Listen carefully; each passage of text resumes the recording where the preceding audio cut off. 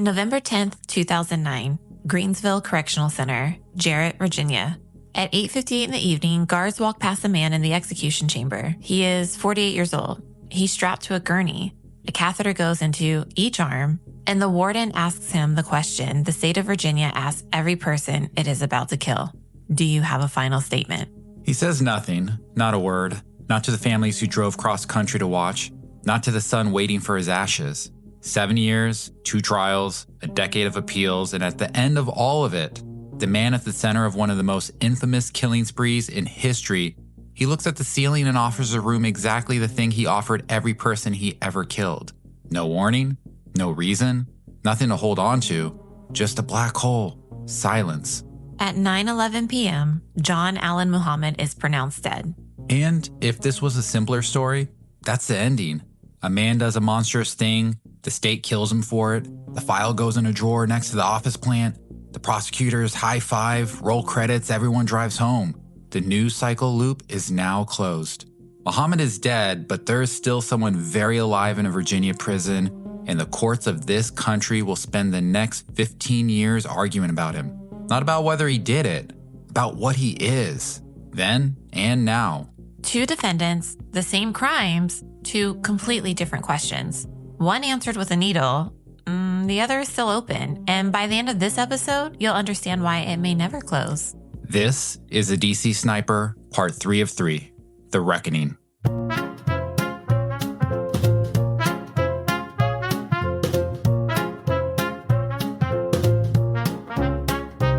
Sneaky footsteps in the night, clues that vanish out of sight.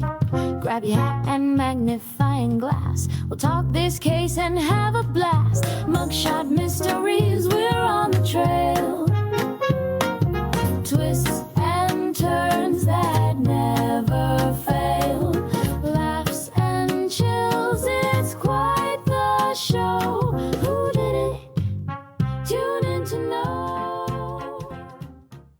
Welcome to Mugshot Mysteries. Before there is a single trial, there's a fight over who gets to have one. When the handcuffs go on at that rest stop, the 2 men are the most wanted defendants in America, and there are a lot of claimants. Maryland, where most October deaths fell, Virginia, where the rest did, the district, Alabama for the liquor store, Louisiana for the beauty supply store, and the federal government holding the cards because the men are in federal custody. And if you think the federal government doesn't like making decisions... So, picture this undignified auction. 6 jurisdictions, each with its own dead, all raising pitchforks at the Justice Department. And the question being decided is not who was harmed first or who was harmed most. That's irrelevant. The question, stated basically out loud, is who can kill these men the fastest? This is the death penalty combine, and we're gonna find out which state runs the best 40 to the electric chair. Wow. I feel like I haven't gotten to drop a wow. Is that a good picture in your mind? It gives me a good visual. Well, now I just picture the combine and they're lying about their height and their weight and Yeah, their hand size. You know what they say about hand size. Oh my God. Okay, well, on November 7th, 2002, the Attorney General of the United States, John Ashcroft, makes the call. First prosecution goes to Virginia, Prince William County, a prosecutor whose office had sent more people to death row than almost any in the state. Can I just say something? Yes. For you Virginians, for a state that fought for your freedom against the English, you have a whole lot of English names in your roads, in your counties. It's like you can't get over the English. Listen, we also have Cook and Pot Road, so balance. So the reason for all of this isn't on the press release, so we'll tell you why. It's not on the back of their license plates, but Virginia executes people. Not has a death penalty. It executes people. There is a difference, and in 2002, that difference is why the state for lovers becomes a state that just may kill the juvenile. How many pictures I have sitting in the LOVE sign? Maybe I'll share that. Maryland had a death penalty the way some people have a gym membership. Technically active, rarely used. And Virginia was second in the nation in executions, and its appeals moved fast. The Justice Department wanted the jurisdiction most likely to impose a death sentence and actually carry it out. So the United States government surveyed a map of the dead and picked the courtroom based on that criterion. Where can we plot 2 more deaths? We mentioned the second criterion. Lee Malva was 17 during the shootings. In 2002, most states could not have executed him at all. Virginia was one of the few that allowed the death penalty for crimes committed by juveniles. Before the trial begins, that's the stakes we're talking about. The hunt ended at a rest stop in October. The second hunt starts here, in an office in Washington, with the government shopping for the harshest available ending, including for the one who could not legally buy a lottery ticket. October 2003, John Muhammad goes on trial. Not for 10 murders, for 1. Because you can't try an entire spree. A spree is a story and a very long one. A trial is a scalpel. You pick the cleanest killing and you go ahead and win it. They picked Dean Harold Myers, 53, civil engineer, Vietnam veteran, shot once at a Sunoco in Manassas while fueling his car after work. From part 1, 1 shot, a clean scene, no conceivable connection to the man who killed him. Which is why they choose it. The randomness that shut down and terrorized the region for 3 weeks is, in a courtroom, the prosecution's drinking buddy. No motive to muddy, no relationship to explain. It's just a man, a gas pump, and a rifle in a trunk. The trial is moved 200 miles to Virginia Beach because the entire region was the crime scene. You had to leave the giant crater to find 12 people qualified to judge the explosion, and then almost immediately, the prosecution hits a wall, and the wall is Virginia's own law. At the time, with very little exception, Virginia reserved the death penalty for the triggerman, the person who fired the fatal shot. But what did we have here? Well, they could not always prove who pulled the trigger. 2 people operated that rifle across the spree. The Caprice was built so a shooter could fire from inside the trunk, be invisible, through a hole just above the license plate. So for any single killing, proving who was finger on the trigger was somewhere between difficult and impossible. The mastermind here might not legally qualify for execution for any of the murders because he might not have personally fired the round. The state chose Virginia because, well, Virginia kills people. Then discovered Virginia's own rulebook might not let them kill this particular person. That is what happens when you pick the courtroom before you finish the book report. I just want to point out to the audience that you chose to marry this Virginia girl, and you're saying a whole lot about us Virginians killing people. I didn't know that about you, except that you're a Redskin fan, and I was indifferent. And here we've made it to 10 years. So, the prosecution reaches for a newer law, Virginia's antiterrorism statute, passed in the shadow of September 11th, a capital charge for a killing meant to intimidate the public or the government. The argument becomes the DC sniper was not merely a murderer, he was a terrorist. And to prove terror, you need intent to terrorize. He gave that up easy enough, and it was in writing. The 4 pages pinned to a tree behind Ponderosa and Ashland from part 1, the $10 million demand. The line, your children are not safe anywhere at any time. The note that read back in part 1, like the back of a thrill killer's notebook, is now the bedrock of a capital terrorism case. He wrote his own indictment and stapled it to a tree like it was Christmas lights. Now, the trial is enormous. 130 witnesses, 400 exhibits, the Caprice, the Bushmaster, tied by ballistics to most of the shootings, the laptop stolen from Paul LaRufa, shooting sites marked, some with a small skull and a crossbones icon. Every object from parts 1 and 2 comes back like it's Arnold with an evidence tag on it. A map of the killings drawn by the actual killers on a computer stolen from their first victim. Prosecutors pray their whole careers for evidence like this. This case had a Halloween warehouse of incriminating evidence. And if you are the defense, well, it gets even worse. 2 days into the trial, Muhammad stands up and invokes his right to represent himself, fires 2 of the best capital defenders in Virginia, and gives his own opening statement to the jury. As eruditely as possible, with as straight face as possible, he tells them that there are 3 truths: what people think happened, what the state says happened, and what actually happened. He rambles and stammers, doing his best lawyerly poses. 2 days later, he hands the whole thing back to his lawyers, and he sits down for the rest of the trial like a scolded cat. A man who needed full control over everything he ever touched, he handed total control of his life or death defense, and he couldn't hold it for 48 hours. It's the same sad arc as every business he's ever ran. He could start anything, but finished nothing. There was sadly exactly one project this man ever saw through to the end, and it is the reason he was on trial.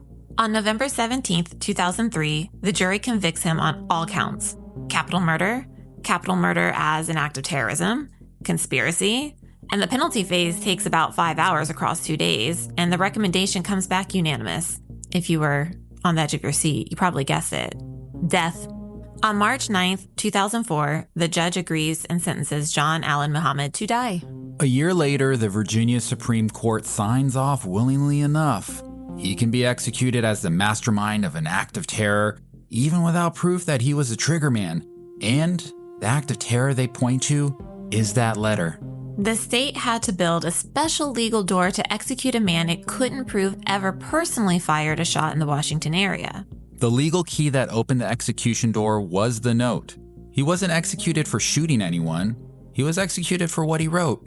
Now, we have to be honest with you.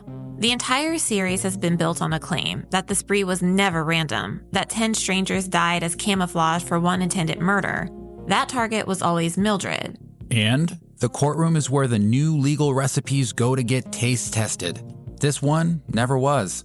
Not because it was disproven, because the judge wouldn't let it through the door for lunch. It was ruled not proven enough. The prosecution wanted to argue exactly what we have argued for 3 episodes, that the plan was to murder his ex-wife and reclaim his children, and the random killings were smoke around that single fire. The judge ruled the link had not been firmly enough established to put before the jury. The theory stayed outside the courtroom doors. Let's discuss. He was convicted as a terrorist on the sweaty back of a ransom note for a motive of intimidating the general public. The actual reason the prosecution believed those 10 people died never entered the record. He was tried for that note and that note alone. The disguise to why he really did it, that's what killed him. And that leaves us and you in a specific place, and we are going to name it. When we tell you Mildred was the target, we are telling you what the evidence convinces us of. The geography of the killings closing in on where she lived, the earliest victims with connections to her world, her own testimony that he told her to her face, "You have become my enemy, and as my enemy, I will kill you." The custody wound at the center of everything in part 2. Investigators believed it. Journalists who spent years on this case believed it. I believe it. And Mildred has never doubted it for one day in her life. A jury never declared it. And obviously, those are 2 different kinds of things.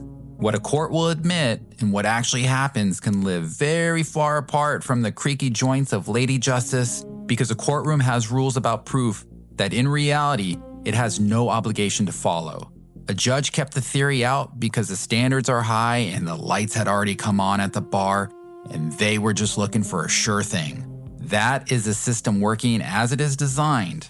Doesn't mean the motive was false. It means they didn't even want to go through the trouble of establishing it. The fruit was hanging low, and it had a big guilty written all on the side of it. So the court got the right man. Court got the right man for the wrong reason, and the right reason spent both trials standing outside the courtroom, raising 3 children, knowing what she knew, legally disqualified from being the actual point of the whole thing. While Muhammad's trial runs in Virginia Beach, the second one opens in Chesapeake. Same crimes, different question. Muhammad's jury was asked, did he do it? Malvo's jury is asked something much harder. What is he? Nobody in that courtroom disputes the facts. The fingerprints, the confessions, the rifle. The defense is not going to argue the boy didn't shoot people because that would be madness. The defense is going to argue about what the word boy means in a legal and, by proxy, a philosophy 101 kind of way. Now, late 2003, Lee Boyd Malvo is now 18 and is tried for the murder of Linda Franklin, the FBI analyst from Part 1 who was shot in the head in a Home Depot parking garage while loading shelving with her husband right beside her. She had just beaten breast cancer. The prosecution's case is airtight. A willing, active participant. A shooter. Old enough to drive, old enough to aim, and old enough to know. The defense goes insanity plea unlike almost any other in American history. And that's saying a lot because Lorena Bobbitt did it and we know what she did. So, they did not argue disease. They argue mental sandcastles built with grooming tools. Everything we told you already, the abandonment, the control of his food, his body, his beliefs, the new name, the hours of indoctrination, it is entered into evidence as a systematic dismantling of one mind and the rebuilding of another. They claim that by October 2002, Lee Malvo could not tell right from wrong because the faculties you used to tell right from wrong had been removed and replaced by John Muhammad like a malignant tumor. The grooming, it's on trial. Everything offered to a jury as a reason for mercy. Look what was done to him before he did anything. Look what he was built into. On December 18th, 2003, the jury comes back. They reject the insanity defense. Guilty. Capital murder. They would not say the grooming erased him. And 5 days later, in the penalty phase, the same jury does something else. They decline to recommend death. Life in prison without parole. Now, stop on this because 12 ordinary people, not angry men, just did the most honest thing any institution does in this entire story. The law handed them 2 boxes. Insane. Walks to a hospital, meets Nurse Ratched. Sane. Eligible for the needle and a very short life. They refuse both. Guilty, but we will not kill him. Responsible, but still a child. And on March 10, 2004, he is sentenced to life without parole. That October, to head off another capital trial in Spotsylvania County, he enters an Alford plea to the murder of Kenneth Bridges and the attempted murder of Caroline Sewell, both from Part 1, the Exxon and the Michaels parking lot. An Alford plea for the non-lawyers, or very drunk lawyers, and there's a lot of them, is the legal system's version of a shrug with paperwork. The defendant does not admit his guilt. He says the state has enough evidence to convict him anyways. It's the only plea in American law where everyone kind of agrees to disagree about murders. More life sentences. By the end, Virginia holds them on 4 life terms. And here's where Chapter 1 comes back around. Remember why Virginia was chosen? It could execute a juvenile. 2 years later, in 2005, the United States Supreme Court, in a case called Roper v. Simmons, banned the death penalty for juvenile crimes. Everywhere. Permanently.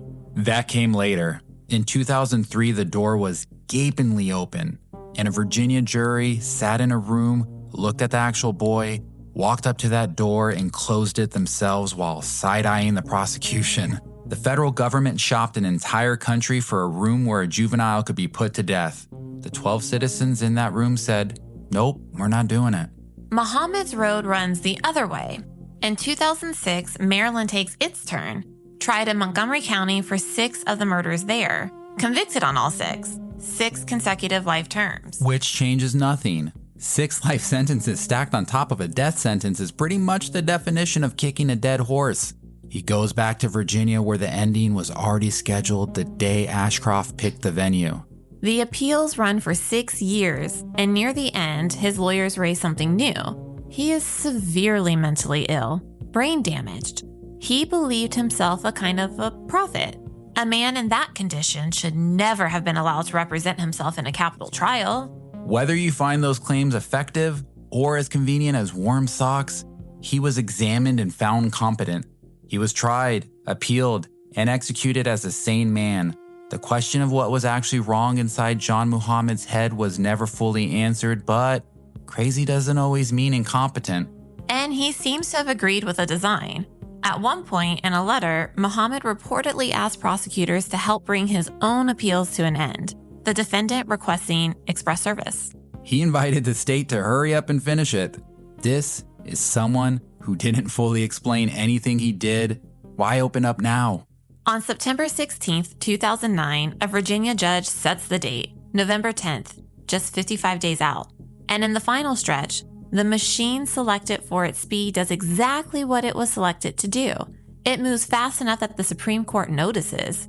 On November 9th, the day before, the court declines to halt the execution, but 3 justices write separately to object, not to the sentence, to the calendar. Virginia scheduled the execution before the ordinary appeals process could fully run. The Supreme Court was not arguing spare him. They were arguing, could the Commonwealth of Virginia just possibly wait a few weeks before killing a man? And the Commonwealth's answer was, Nope, we have a slot open on Tuesday. Well, on that same day, Governor Tim Kaine denies clemency, and Kaine is worth stopping on. He personally opposed the death penalty openly as a matter of faith, and he let it go forward anyway, because the case had been through every court available to it. A governor who did not believe in executions signing off on one, because the machinery had run its course and the machinery was the law. Which brings us back to 8:58 p.m. The walk, the gurney, the question, the silence, the black hole where a man used to be. 9:11 p.m. Gone. The 104th person executed in Virginia since 1976. So many victims' family members traveled to Jarrett that the prison could not fit them all in the witness room. The prosecutor who put him there, Paul Ebert, said afterwards that Muhammad died far more peacefully than any of his victims did, which is the closest thing to a eulogy this man received, and I'm sure for most of the families, thought deserved. His body is cremated. The ashes go to his son in Louisiana. Notice which son. Not one of the 3 children he abducted. Lindbergh Williams, from the first family he abandoned, decades before Mildred. The only person on earth who claimed to see remorse in John Muhammad was a child he walked out on 30 years earlier. Lindbergh said he believed his father regretted it. Maybe he needed that to be true. Muhammad never showed the rest of us any. On the eve of the execution, reporters find Mildred. She never visited him in prison. The last time she saw him in person was a custody hearing in 2001. The year she got her children back. The year that most people think the countdown started in his head. Asked what she felt, and she said she was already at peace. She had said for years that she was the target and that the Gulf War took the man she married and sent someone else home in his uniform. And the chamber gave her nothing.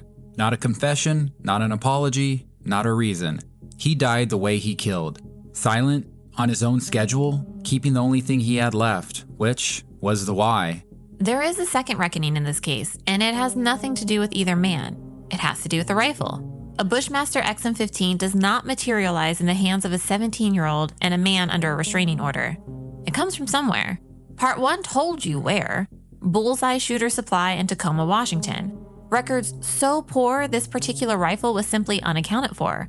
No sale on file, nothing. And when auditors came in flipping tables, it turned out this wasn't unusual at all. It was their fantastic business model. Federal inspectors found that Bullseye had lost track of 238 guns over 3 years. More than 51 of them later traced to crimes. So, Kathryn, a math question. What do you call a store that misplaces 238 firearms and just stays open? Because if a pharmacy lost 238 bottles of oxycodone, there would be federal agents rappelling through the skylights by lunch. This store lost 238 guns, and the consequence was, eventually, a strongly worded audit. Investigators believe Malvo simply walked out of the store with the Bushmaster, shoplifted it. Bullseye did not know it was missing until police called, after the arrests. The murder weapon in the largest sniper investigation in American history was a stolen gun from a showroom, used for 3 weeks of killings, broadcasted on every network on Earth, and the store that owned it found out it was gone when the cops phoned to say, "Yo, we found your stolen property. I'm sure you guys have just been really, really busy." So the family sue against the shop and against the manufacturer, Bushmaster Firearms. In September 2004, they settle $2.5 million total.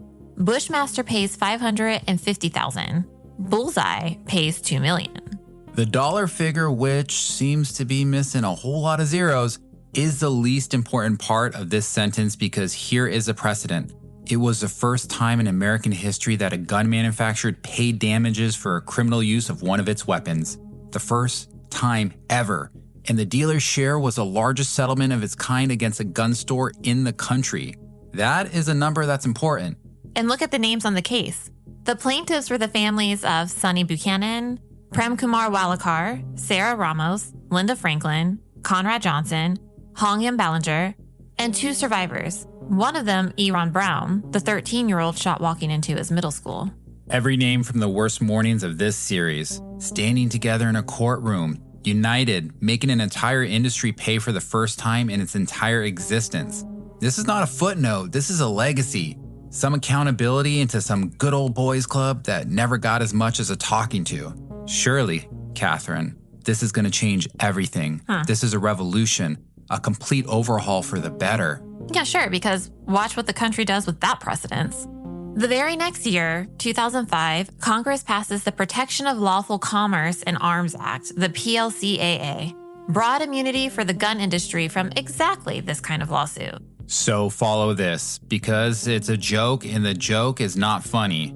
Unless this is a dark comedy, because grieving families pry open a legal door that had been welded shut for a century with their bare hands.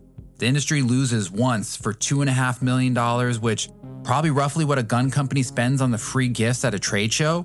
And the response of the United States Congress is a federal law ensuring it can never happen again. The doors these families opened got bricked over behind them by a statue with a name that sounds like a freaking dental plan.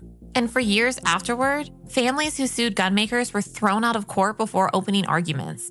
And Bushmaster just moves on, passing through a series of owners into a larger firearms group. And the name comes back in one of the single worst headlines this country has ever produced. December 2012. The rifle used to murder 20 children and 6 adults at Sandy Hook Elementary School in Newtown, Connecticut is a Bushmaster. Same brand, same style of weapon that hid in a trunk outside Washington 10 years earlier. And the Sandy Hook families sued too. They spent years fighting the same federal blockade looking for any kind of seam in it.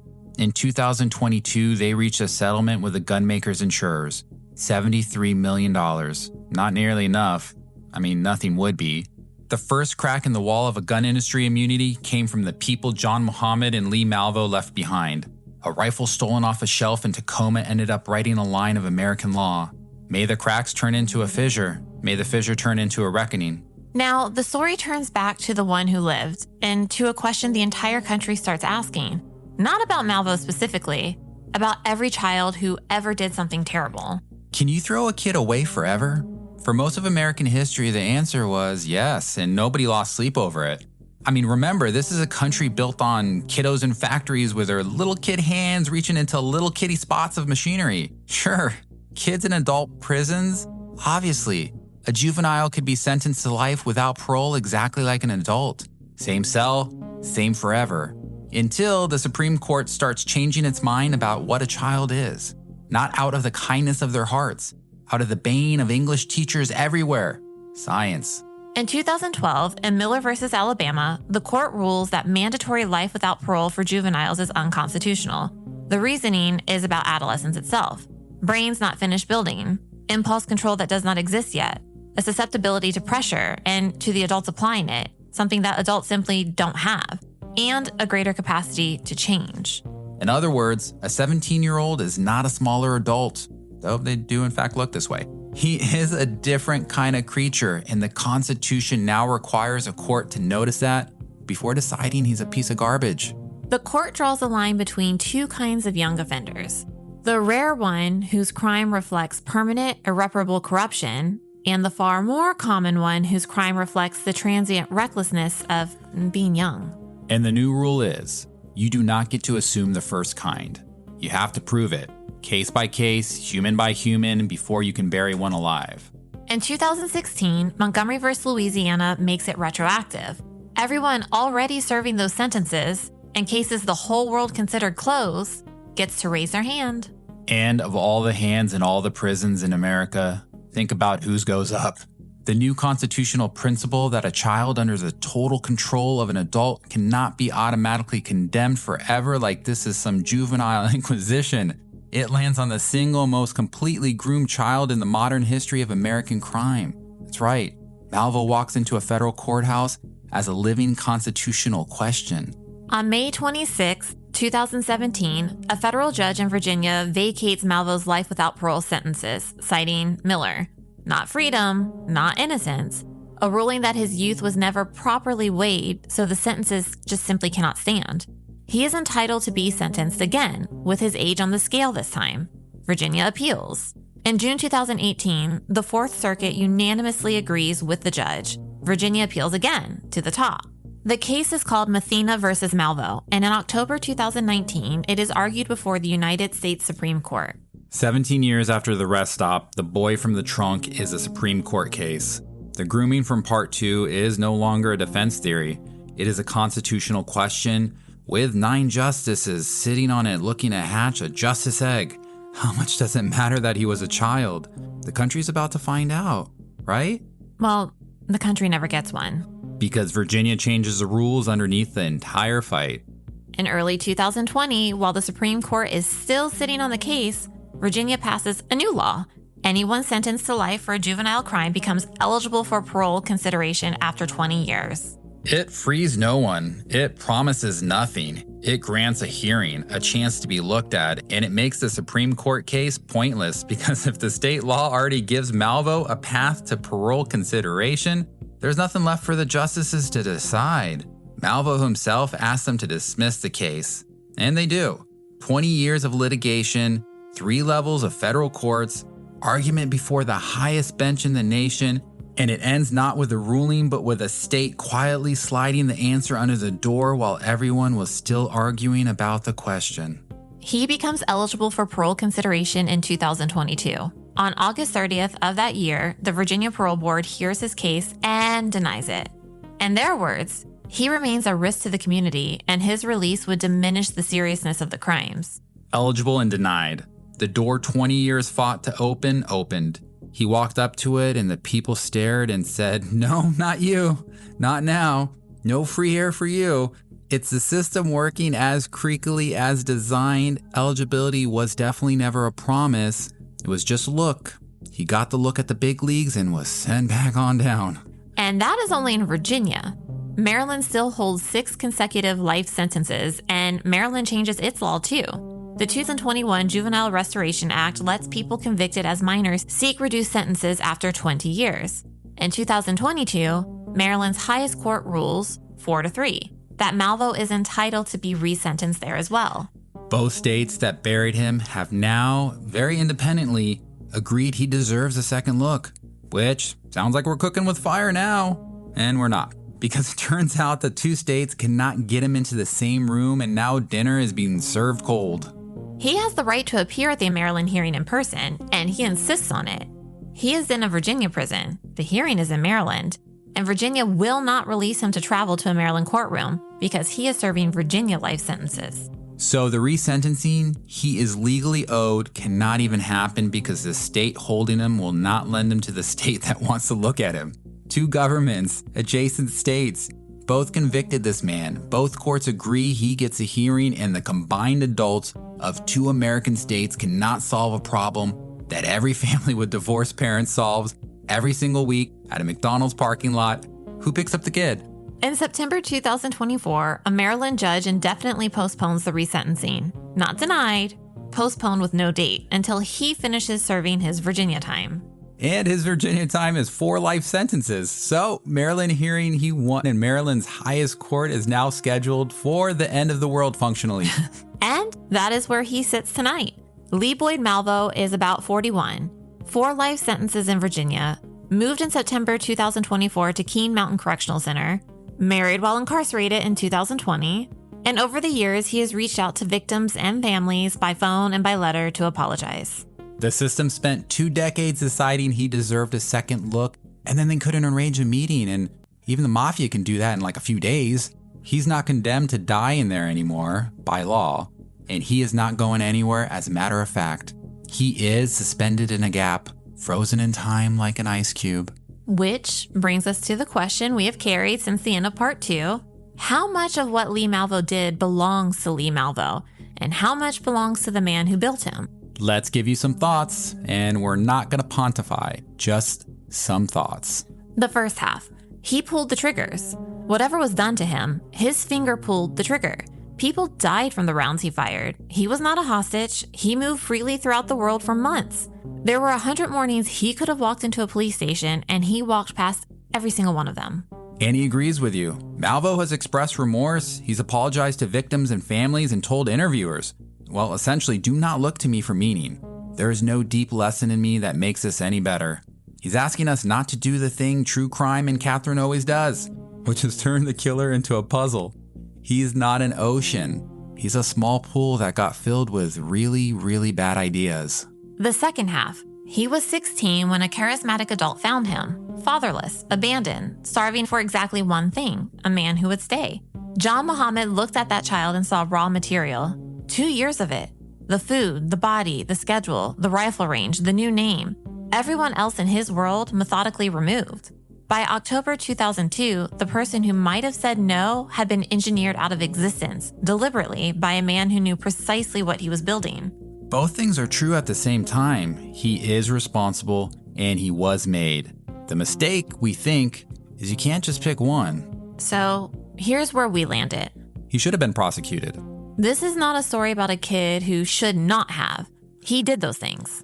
But he can't be weighed on the same scale as John Muhammad, and the poignant thing is that the law, very slowly, clumsily, expensively, boringly, crawled to that same conclusion. Muhammad engineered all of it, including this boy. Malvo was an instrument, the byproduct, the baloney. And given that, a sentence with some eventual chance at parole consideration does not strike us from a distance as extreme. Not release, not forgiveness.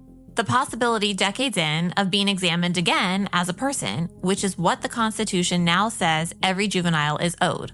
From a distance, it is very easy to be nonchalant and partial about a murder that took absolutely nothing from you. And I'm not doing that. I'm not dying on that hill at all. No, hell no, me either. So we're not telling you the parole board got it wrong or that he should be out.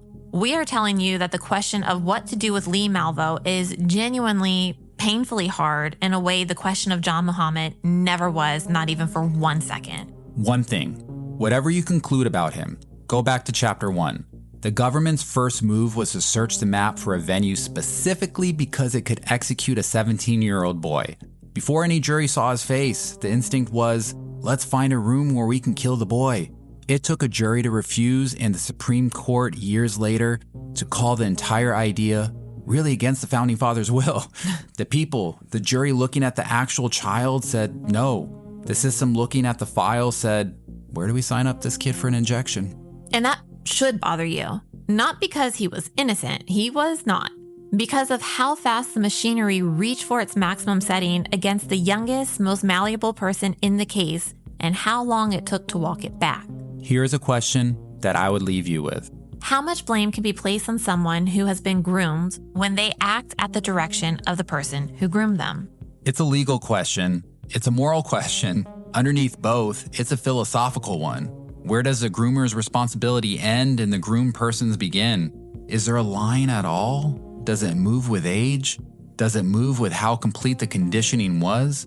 Like, what scale do you measure this on? I mean, cults do it. Traffickers do it. Extremist recruiters are doing it right now, tonight, in group chats to lonely kids whose fathers left. Malvo is the most famous version of something that never stopped happening. And every time it happens, a court somewhere has to sit down exactly where we are sitting and ask the same impossible question about the person at the end of the rifle. That is the reckoning, not the execution, not the parole board. Thank you for listening to all 3 parts of our DC Sniper series. If you enjoy the work we do, please take a moment to leave us a 5-star review on Apple Podcasts, Spotify, or wherever you listen. Those reviews truly help independent shows like ours grow. And if you know someone who loves thoughtful true crime, send them this episode. But before we go, something we missed in parts 1 and 2 because it didn't feel right. What did we learn today, Gabriel? We have learned that life is a complicated and sometimes tragic place. It's filled with events that are out of our control, people who don't hold the same values as most of us, and who can do tremendously horrible things. We have also learned that answering the why in a world that seems absurd is maybe too much to hope for, and we have to live with that, and it's really hard. We have learned that our youth is malleable, for good and for the worst, and we have to do our best to shape this world the best way we can for our future. Writer Khalil Gibran once said to mentors and to parents, "You are the bows from which your children as living arrows are sent forth. For even as he loves the arrow that flies, so he also loves the bow that is stable."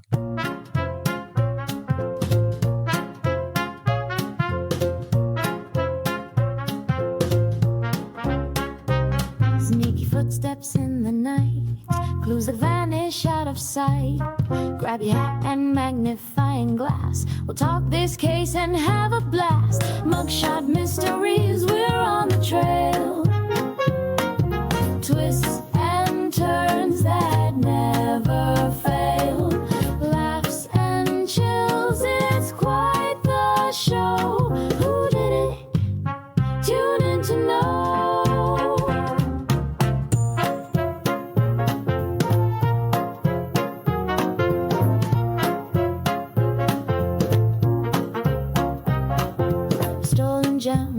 secret note. A shady figure in a trench coat. The clock is ticking, the plot gets thick. We'll crack this puzzle quick as a click. Mugshot mysteries, we're on the trail. Twists and turns that never fail. Laughs and chills, it's quite the show. Who did it? Tune in to know. Follow the breadcrumbs through the haze.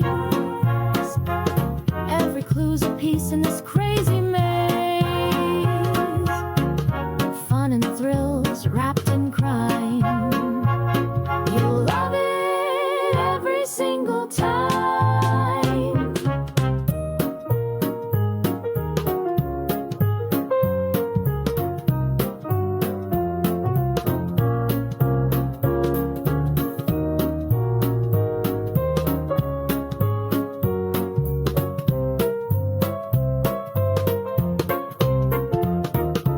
Mugshot mysteries, we're on the trail.